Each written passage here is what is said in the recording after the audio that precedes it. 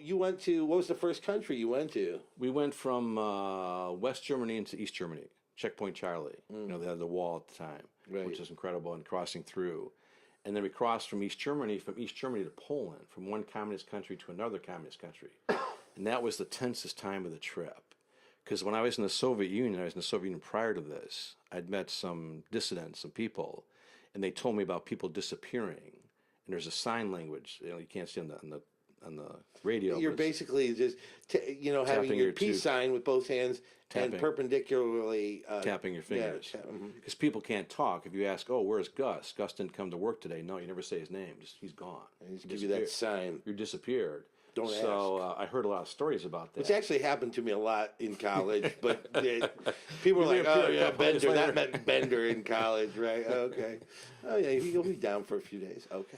So when we crossed from East Germany, you come up to the border, and there's these big watchtowers and spotlights, and they got the machine gun nests, and the machine guns are tracking your cars. You're pulling up to the border to exit East Germany.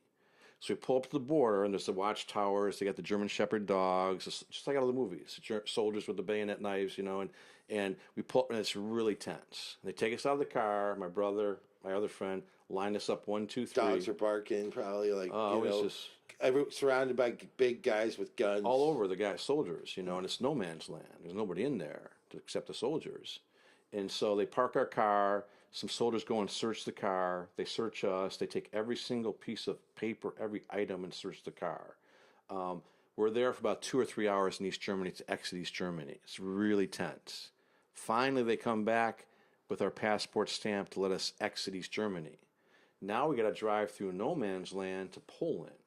And it's a very fortified border to enter Poland.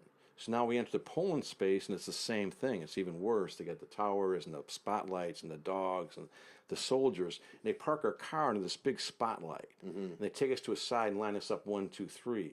Then this Communist Party official, I know he's the guy in charge. He's got the authority.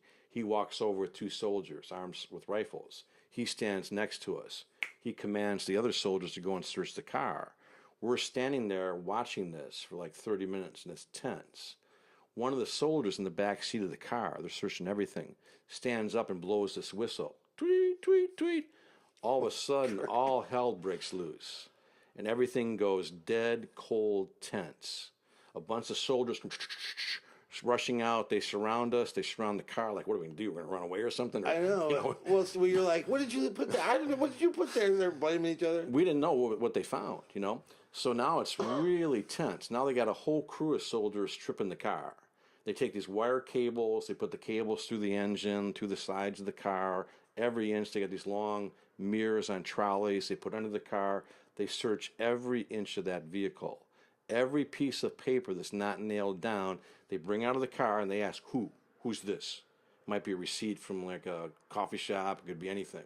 They line it on the floor in front of us, our backpacks, our clothes, all our papers on the ground. So we're there for about 2 hours with the search going on. Then the Communist Party official points to me, just by chance, come. He takes me away from John and my buddy. Now I'm really nervous. Now I'm separated. Right. Now I might disappear. And with a soldier, and they walk across this compound, this area with the lights and the soldiers, to this little dark room, and they search me, do a complete search of me, bring me back, do the same thing to John, same thing to my friend. They put us back in the line. We're waiting. We don't know what the problem is. What did they find? Right. Why are things so tense? Then they put us in the car, and they park the car under this big light, and they have 3 soldiers standing around the car, just standing there watching us. We sit in that car for 1 hour, 2 hours, 3 hours, 4 hours, about 7 hours, just sweating. What are they doing? What are they checking? What are they going to do with us? We have no idea. I spy with my little eye. Something. I mean, man, seriously, 7 hours in a car is bad enough. That was tense. But like, when there's like, you have no idea what's going to happen. Don't know, and you're just completely isolated. The feeling you have when I travel in the communist world, hardcore communist world, it's just you.